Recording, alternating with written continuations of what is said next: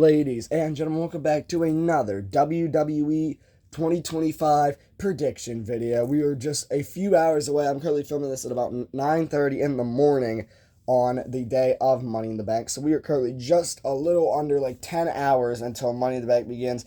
I'm not going to do a predictions video for Worlds Collide simply because I don't know any of the AAA wrestlers that, except for Ilio del Vikingo, and I barely know him or how to pronounce his name, so we're just going to jump right ahead to Money in the Bank. Only 4 matches. I specifically waited it out till this morning to see if they would announce something last night on SmackDown. However, they did not, so I guess we're just going to go ahead. We're going to roll with the 4 matches that we're having, and we're just going to go ahead and give you guys my predictions from what I think is going to be the opener to what I think is going to be the main event. Ladies and gentlemen, the first matchup I think is going to be on the card, which will probably open up, is going to be the men's Money in the Bank ladder match. The only reason I think this is going to happen is because I think, unfortunately, for the 3rd year in a row, the Money in the Bank is going to be used for a tag team main event. Unfortunately, though, this year the tag team main event is terrible compared to the past couple years. However, the one thing we can look forward to is the fact that we have 3 technical luchadors. I'm using Lince Dorado over here as Grande Americano because he still doesn't have an action figure. I don't see why one of the greatest ever luchadors doesn't have an action figure yet. He's been on the roster for 6 months. But anyhow, nonetheless, so we got these 6 guys here in the ring. And I think we're just going to go ahead and knock them out one by one, starting with Andrade. As much as I love Andrade, I do not believe he is going to walk out with the Money in the Bank briefcase. If he does, I would be very, very surprised. We're talking millions of dollars lost in bets right here if Andrade were to win. The next least likely man, I have a feeling, is going to be what we saw last night, Solo Sikoa. Interesting there, if you guys didn't see SmackDown last night, he was basically calling Jacob Fatu stupid, and Jacob Fatu walked around the corner, very similar to Evolution, back when Triple H and Ric Flair were talking about Batista, and Batista heard it. So I do think that is when we're going to start the feud, and when we're going to start the rivalry there. Next, I think we're going to have to eliminate El Grande Americano. I do not think El Grande Americano is going to be your Money in the Bank winner. And if he is, I will be very, very surprised. Similar to Andrade, I think he's just in the match to make it look good and maybe continue his rivalry with Penta, who unfortunately I do think is next to be eliminated. Penta, I just don't see him running around with the Money in the Bank briefcase. He just doesn't seem like a guy that fits the Money in the Bank, the criteria. He's got to, kind of build himself up a bit first. He's only been on the WWE for a little bit. I get they gave him the Iron Man and the Rumble. But anyhow, though, we get to the final 2, LA Knight and Seth Rollins. And how fitting is it that at the time when everybody wanted LA Knight to win the Money in the Bank briefcase, no, they didn't pull the trigger for 2 years in a row.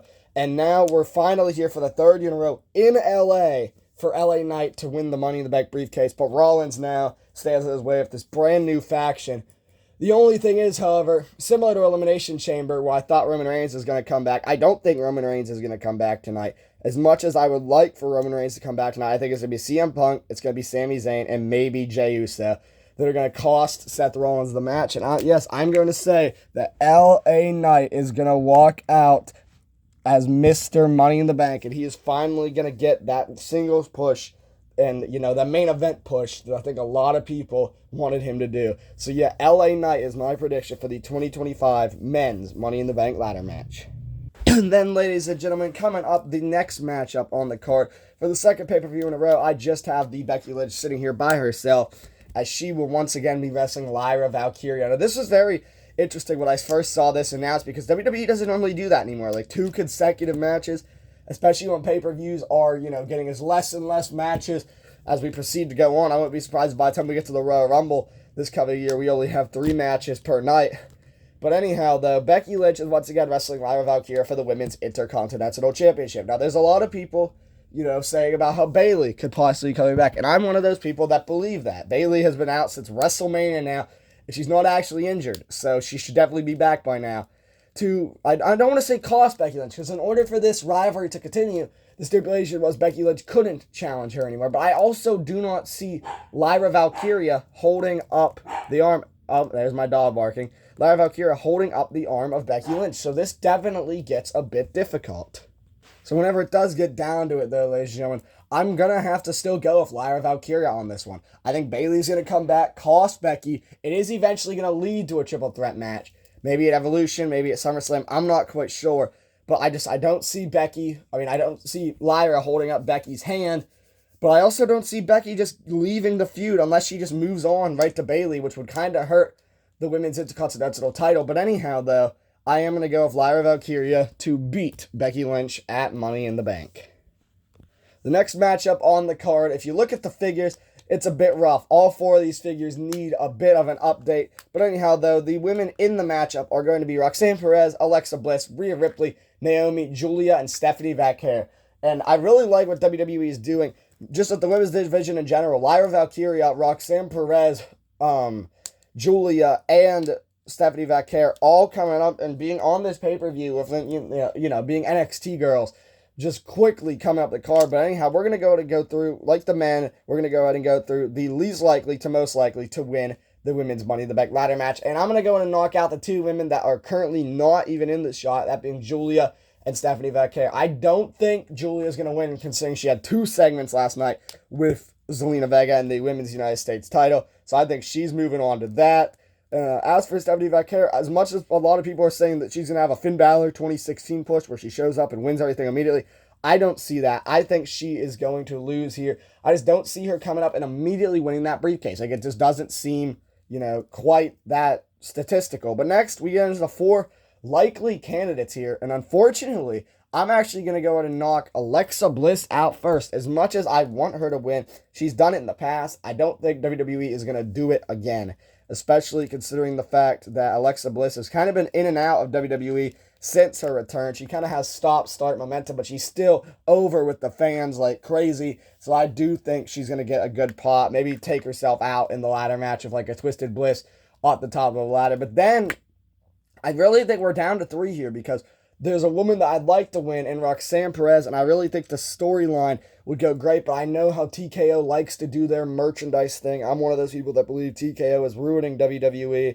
and I think a lot of people think that we're going to go with Mommy in the Bank, and to be honest, I don't care if I get this wrong. I'm not going to go with Rhea Ripley. She doesn't need the briefcase, and I really hope she doesn't win the briefcase, which brings us now down to Naomi and Roxanne Perez. And both of these women I feel like would do great with the women's Money in the Bank briefcase. Naomi would just be such a great cowardice heel, and similar to that, Roxanne Perez would be great in the Judgment Day. I went into the video planning to predict Roxanne Perez, but I'm actually going to go ahead and change my mind here. Oh, hang on.